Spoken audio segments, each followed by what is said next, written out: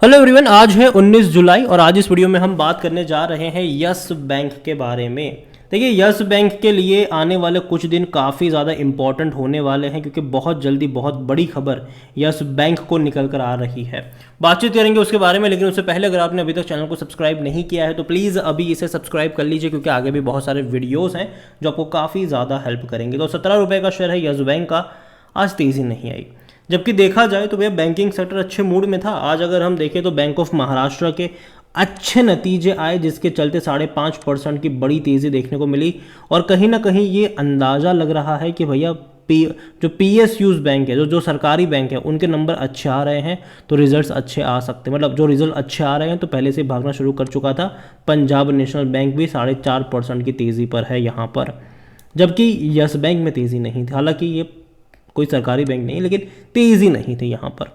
और पिछले एक महीने में अगर आप देखोगे तो 7% की तेज़ी है। देखो, पहले भागना शुरू कर गया, बाद में अभी देखो तो ये यहीं पे अटका हुआ है। इससे पहले भी ऐसा कई बार ये कर चुका है कि भैया बड़ी रफ्तार के बाद बड़ा करेक्शन दिखाने के बाद लंबे समय तक अटका ज़रूर, लेकिन अगर आप देखो ना तो बहुत साइलेंटली ये मूव कर रहा है। देखो, शेयर ना ट्रेड कर रहा था 14.95 रुपये पर 29 मार्च को। उसके बाद ना बहुत साइलेंटली जा रहा है, धीरे धीरे धीरे धीरे धीरे, पता भी नहीं चल रहा है। थोड़ा बहुत करेक्शन बीच बीच में दिखाता है लेकिन बढ़ तो रहा है ये धीरे धीरे। और बाकी बैंकों के जो रिजल्ट्स आ रहे हैं वो एक चीज़ दिखा रहे हैं कि भैया NPA कम हो रहे हैं, उसके अलावा प्रॉफिट्स बढ़ रहे हैं, ये दिखा रहा है। तो कहीं ना कहीं एक्सपेक्टेड है कि यस बैंक के जब भी जो रिजल्ट्स आएंगे तो यहाँ पर भी शायद वो चीज़ देखने को मिले। और वॉल्यूम्स अगर आप देखोगे तो भैया करोड़ों में हो रहे हैं। आज ही भैया 10 करोड़ से भी ज़्यादा के शेयर ट्रेड होते नजर आ गए यस बैंक में, और अभी वॉल्यूम गेम चल रहा है।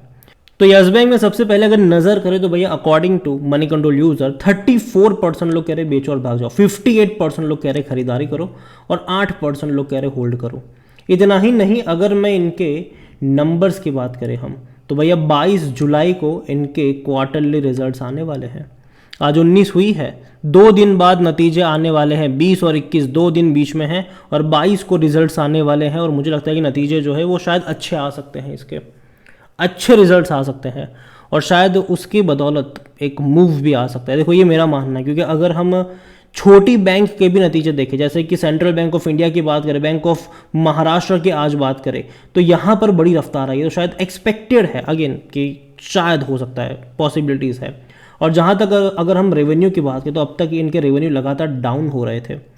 आप देखिए 29,000 से 19,000 पर आ गए थे, लेकिन लास्ट फाइनेंशियल ईयर में बढ़ोतरी हुई है। 22,000 करोड़ से भी ज़्यादा के इनके रेवेन्यू रहे।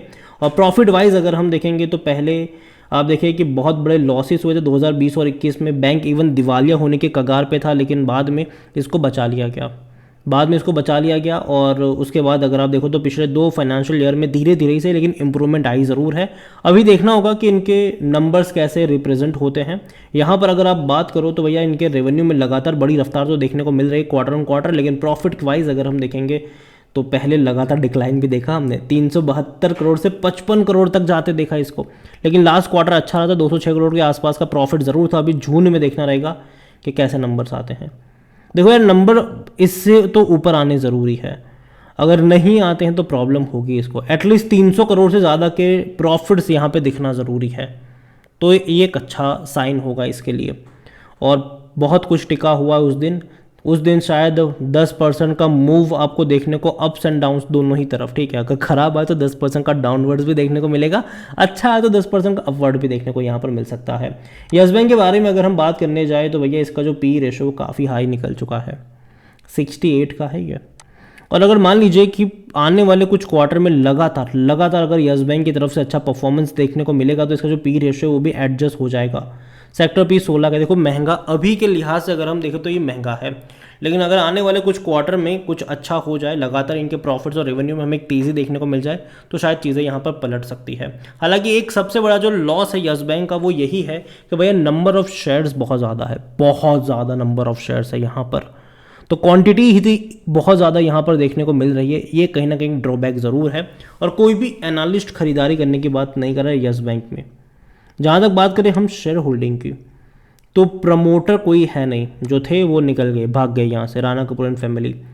म्यूचुअल फंड के पास 0.12% की होल्डिंग है, डोमेस्टिक इंस्टीट्यूशन के पास 37.88% की होल्डिंग है, एफआईज के पास 23.11% की होल्डिंग है, रिटेल और अदर की मिलाकर बनती है होल्डिंग 38.89%, जिनमें से रिटेल इन्वेस्टर 22.91% की होल्डिंग लेकर बैठे हैं। देखिए ओवरऑल देखा जाए तो अभी जून क्वार्टर के नंबर्स देख, मतलब जो होल्डिंग पैटर्न है वो अभी तक नहीं आया है, वो देखना रहेगा कि डोमेस्टिक वालों ने क्या किया है, क्योंकि इनका जो लॉक इन पीरियड है ना वो ख़त्म हो चुका है। लॉक इन पीरियड खत्म हो चुका है डोमेस्टिक वालों का। जिस बैंक को बचाने के लिए एसबीआई आगे आया था, 10 रुपये के भाव पर इक्विटी खरीदी थी। इसके अलावा आईसीआईसीआई से लेकर कोटक से लेकर आईडीएफसी फर्स्ट बैंक से लेकर कई सारे बैंक्स आ गए थे जिन्होंने क्वांटिटी खरीदी थी और इसको बचाया था। और 3 साल का लॉक इन पीरियड भी लगा था कि 3 साल तक वो इस शेयर्स को बेच नहीं सकते, लेकिन वो 3 साल का लॉक इन पीरियड खत्म हो चुका है। तो देखना रहेगा जून में कि साइलेंटली किसने बेचा है यहाँ पर, वो देखना रहेगा यहाँ पर। और देखो अभी मुझे लगता है कि नंबर्स जो है वो शायद थोड़े से बेहतर रिप्रेजेंट हो सकते हैं, लेकिन यस बैंक में जो सबसे बड़ा ड्रॉबैक है वो यही है कि नंबर ऑफ क्वांटिटी बहुत बहुत बहुत पैमाने पर है यहाँ पर, और यही सबसे बड़ी प्रॉब्लम इस बैंक की है। और मुझे लगता है कि देखो बीच बीच में ना तीसरी के बाद एक करेक्शन ये दिखाता रहे, मतलब दिखा सकता है, और जो मूवमेंट है ना बहुत ही स्लो तरीके से यहाँ पर आने के चांसेस है। और यही वजह है कि मैं कहूँगा कि खरीदा है तो तभी बने रहो जब आपका जो नज़रिया है वो बहुत बहुत लॉन्ग टर्म का, मतलब 2-3 साल का एटलीस्ट होना चाहिए आपका। 2-3 महीने के लिए हो तो भैया मत आना, दूर से ही नमस्ते करके भाग जाओ इसको। लेकिन अगर आपका नज़रिया 2-3 साल का है तो बने रह सकते हो यहाँ पर। और जहाँ तक बात है फ्रेश बाइंग की, अभी भी बहुत सारे अप्स एंड डाउन्स यहाँ पर आने वाले हैं, तो किसी एक लेवल पर बहुत सारी क्वांटिटी भी खरीद के मत बैठ जाना। थोड़ी सी क्वांटिटी ऐड करो, फिर हर 2-3 रुपए की गिरावट में अगर आप चाहो तो एवरेज करके चल सकते हो इसको लॉन्ग टर्म के लिहाज से। और देखो मुझे लगता है कि बैंक अब बर्बाद नहीं होने वाला है, बच चुका है ये बैंक, और धीरे धीरे फंड रेज भी करता है, ये आपको नज़र आ सकता है, और चीज़ें यहाँ पर बेहतर होती भी नज़र आ सकती है। लेकिन टाइम लगेगा, एकदम से कुछ नहीं होगा। एक क्वार्टर के रिजल्ट मान लो कि अच्छे आ जाए, फिर अगले क्वार्टर में पता चलता है कि वापस से जो नंबर्स है वो ख़राब आना शुरू हो जाए। तो यहाँ पर लगातार इनको अच्छा परफॉर्म करना पड़ेगा, तब जाके कुछ चीज़ें बदल पाएगी।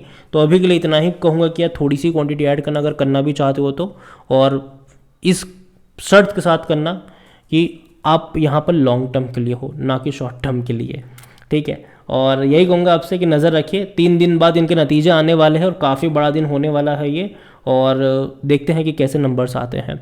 वीडियो को यहीं पे एंड करूँगा, पसंद आया हो तो लाइक करें, शेयर करें, चैनल पर अगर आप पहली बार हैं तो प्लीज़ सब्सक्राइब करें, और यस बैंक के बारे में आप क्या सोचते हैं वो भी आप मुझे कमेंट में लिख के बता सकते हैं। इसके अलावा अगर आप चाहते हैं कि मैं पंजाब नेशनल बैंक के ऊपर भी एक डिटेल वीडियो बनाऊं, या फिर आईडीएफसी फर्स्ट बैंक या किसी भी छोटी बैंक जो आपके पोर्टफोलियो में हो, चाहे वो सरकारी हो या प्राइवेट बैंक हो, अगर आप चाहते हैं कि मैं उसके ऊपर भी बात करूं तो कमेंट में उसका नाम भी लिखिएगा। जितनी ज़्यादा कमेंट आएगी उतना जल्दी वीडियो आएगा। Thank you.